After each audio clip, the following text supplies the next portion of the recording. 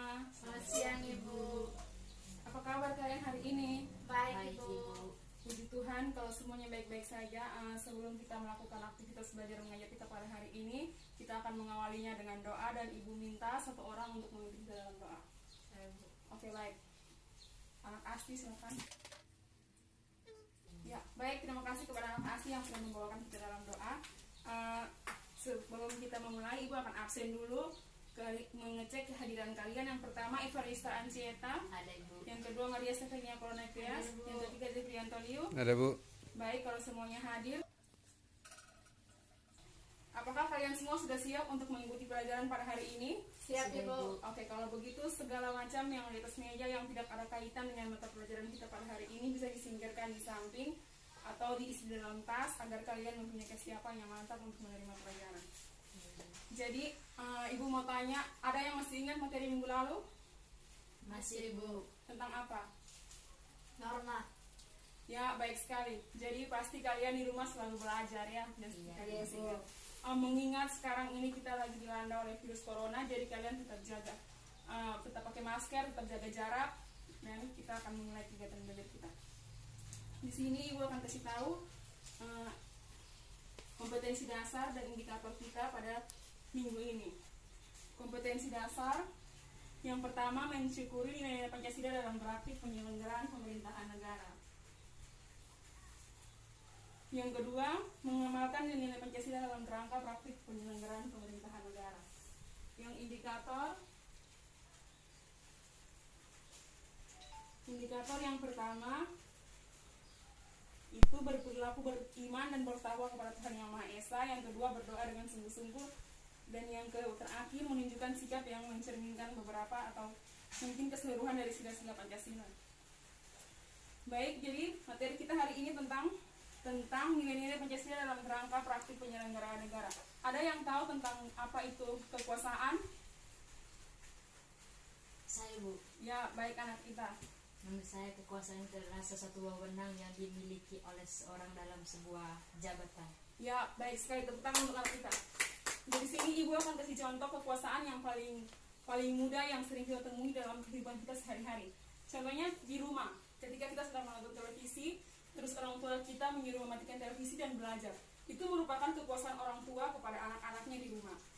Atau kalau di sekolah, misalnya di sekolah itu kan punya aturan sekolah.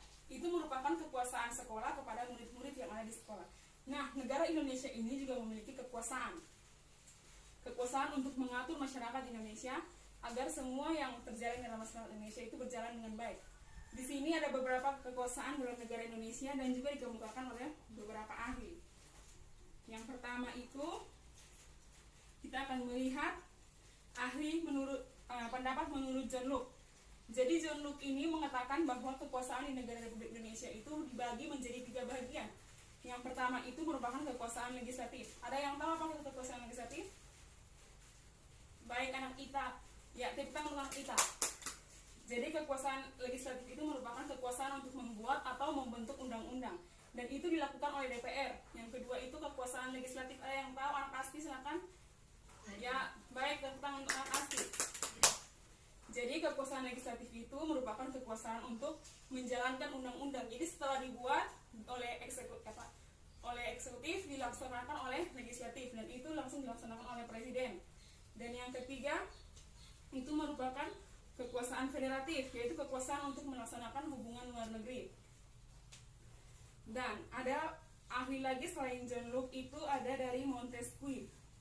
Jadi Montesquieu ini dia menyempurnakan pikiran dari John Locke dan dia itu mengemukakan 3 pendapat juga. Pendapat yang pertama dan yang kedua itu sama dengan John Locke, eksekutif dan legislatif. Dan yang ketiga itu dia berubah menjadi yudikatif. Yudikatif itu merupakan kekuasaan untuk mempertahankan undang-undang, termasuk mengadili undang-undang. Jadi setelah undang-undang itu dibuat, dilaksanakan, yudikatif ini bertugas untuk mempertahankan dan juga menjalankan. Jadi kalau misalnya ada yang melanggar undang-undang atau ada perubahan undang-undang, yudikatif ini dia berfungsi untuk melakukan hal itu. Yudikatif ini langsung diperankan oleh Mahkamah Agung atau Mahkamah Agung. Ya, berikutnya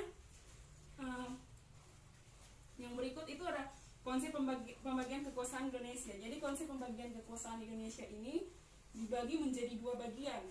Yang pertama itu kekuasaan secara horizontal, dan yang kedua kekuasaan secara vertikal.